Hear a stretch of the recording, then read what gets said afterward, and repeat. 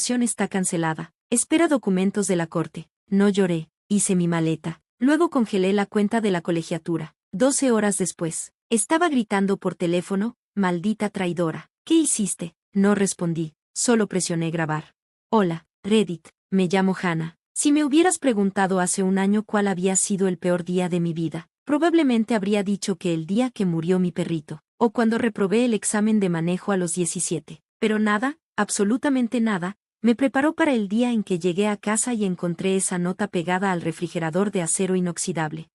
La graduación está cancelada. Espera documentos de la corte. Sin explicación, sin enfrentamiento, sin esa charla cálida y paternal que se ve en las películas de Hallmark. Solo 10 palabras frías pegadas en un papel como si fuera el último aviso de una agencia de cobranza. Ese momento dividió mi vida en dos, antes y después. Me quedé en la cocina, parada, mirando esas palabras por un minuto completo. Al principio parecían una broma. Incluso revisé la letra otra vez, pensando que tal vez Michelle, mi madrastra, la había escrito para molestarme. Pero no, era la letra de mi papá, firme, inclinada, siempre con pluma negra. La misma que usaba para firmar tarjetas de cumpleaños y dejar notitas pasivo-agresivas sobre el lavaplatos. No lloré, no porque no me doliera, sino porque ya se me habían acabado las lágrimas por el hace años.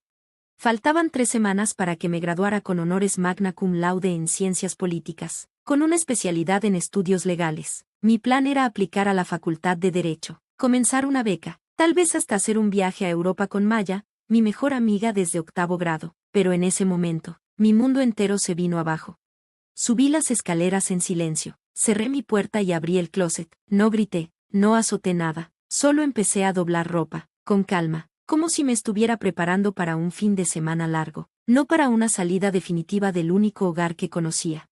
Para entender cómo llegamos hasta aquí, tienes que regresar a cuando tenía 7 años. Mi mamá murió de cáncer de ovario. Fue rápido y brutal. Un día estábamos pintando piedras en el jardín, y al siguiente estaba en una funeraria sofocante, tratando de recordar cómo respirar. Mi papá, Mark, quedó destrozado. No lo culpo por eso, la adoraba, pero lo que vino después, cómo decidió reconstruir su vida, fue lo que nos rompió. Se volvió a casar en menos de 1 año y medio. Su nueva esposa se llamaba Michelle, y desde el primer día me trató como si fuera un estorbo que venía con el paquete de su ex. Sonreía forzado, no hacía preguntas, y se refería a mí como ella durante casi 1 año. No era violenta, era peor, calculadora. Se las arreglaba para que me sentara al final de la mesa, lo más lejos de mi papá. Organizaba noches familiares, pero siempre me dejaba fuera. Tiró todas las fotos de mi mamá que estaban en la sala.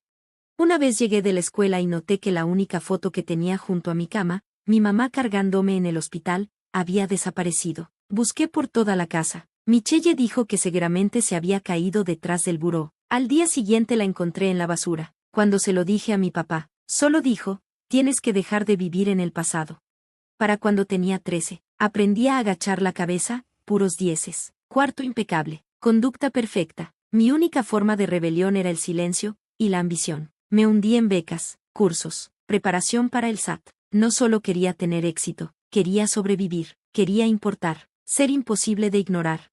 Mi padre no me crió, fue mi miedo a él lo que lo hizo. Aún así, seguía con la esperanza de que un día me viera de verdad, no como un eco incómodo del pasado, sino como su hija, la misma a la que solía hacerle trenzas cuando tenía 5 años. Pero esa versión de mi papá se había ido, y Michelle apenas estaba empezando.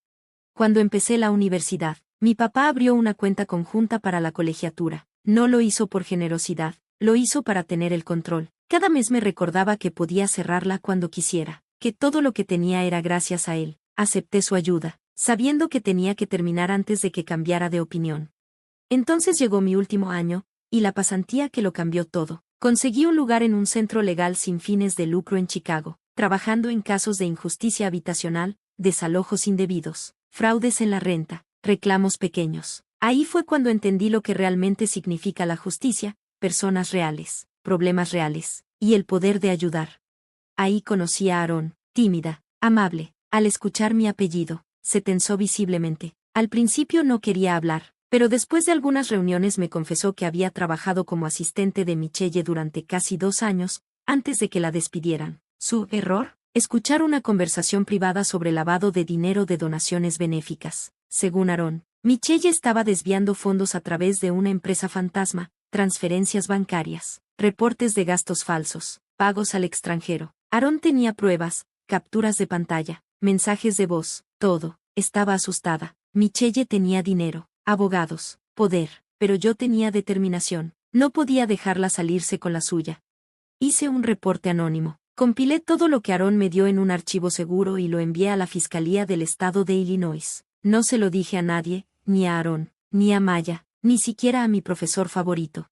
3 semanas después, todo explotó. Michelle estaba siendo investigada. Los rumores se volvieron titulares. Los donantes se retiraron. Miembros de la Junta renunciaron. El nombre de mi papá también salió embarrado, culpa por asociación. Pensé que quizá ese sería el momento en el que me llamaría. Me preguntaría si sabía algo. Me pediría perdón por no haber escuchado. Pero no. Llegué a casa por vacaciones de primavera y encontré esa nota. La graduación está cancelada. Espera documentos de la corte. Me di cuenta de que no solo traicioné a Michelle, traicioné toda su ilusión, su casa, su familia, su narrativa perfecta. Levanté la cortina, y ahora quería borrarme. Actué rápido. Congelé la cuenta de colegiatura, nuestra cuenta conjunta, y solicité convertir el saldo en un fideicomiso bloqueado bajo mi control. Cada documento, cada captura de pantalla, cada mensaje de voz estaba respaldado 3 veces. 12 horas después, llamó. Ni siquiera había respirado cuando ya estaba gritando, maldita traidora. ¿Qué hiciste? No dije nada. Presioné grabar. Escuché ese mensaje 3 veces la mañana siguiente. No porque lo necesitara, ya estaba guardado, sino porque no podía creer lo tranquila que había sido. Ese mismo hombre que alguna vez me leía cuentos antes de dormir y me sostenía la mano en mi primer recital de piano, ahora me escupía veneno como un desconocido. Fue ahí cuando dejé de ser su hija en mi corazón. Tal vez ya lo había hecho hace mucho, pero esa llamada lo selló. No dolió como pensé, se sintió limpio, como coser una herida después de sangrar demasiado tiempo. Maya tocó la puerta unos minutos después, con café negro y pan tostado con miel. Se sentó a mi lado y no hizo preguntas. Así era nuestra amistad, lealtad profunda y silenciosa. Al final le dije, creo que de verdad me va a demandar. Ella parpadeó. ¿Demandarte por qué? ¿Por ser más lista que los dos juntos? Sonreí un poco, pero ambas sabíamos que esto no era una simple pelea familiar. Mi papá tenía recursos. Michelle todavía tenía contactos. Iban a venir por mí, no por lo que hice, sino por dejarlos en ridículo. Pasé las siguientes 2 semanas preparándome. La clínica legal de la universidad me puso en contacto con una abogada de derecho familiar que aceptó representarme pro bono. Revisó los documentos del fideicomiso. Confirmó que todo lo que hice estaba dentro de mis derechos. Y me dijo directamente que mi papá no tenía base legal, pero que lo intentaría de todos modos. Él presentó una orden de emergencia para descongelar el fideicomiso, alegando que lo había usado por venganza. Era ridículo. Tenía registros detallados de cada gasto, y todos eran para vivienda y libros. En la audiencia, mi abogada presentó los hechos con calma. Entregó los mensajes de voz y toda la documentación. El juez desechó la solicitud en 15 minutos. Mientras empacábamos nuestros papeles, mi padre pasó junto a mí, por primera vez en años. Me miró a los ojos. ¿Crees que ganaste?, murmuró. Lo miré de frente. No gané, dije. Me liberé. No respondió. Solo se fue. Sus pasos resonando huecos sobre los pisos del juzgado. Pensé que iba a colapsar en el baño o que llamaría a Maya llorando, pero no lo hice. Tomé un taxi de regreso al campus y entregué mi tesis final sobre desequilibrio sistémico de poder y control familiar en el sistema legal moderno. Una semana después, mi profesor me dio una ovación de pie.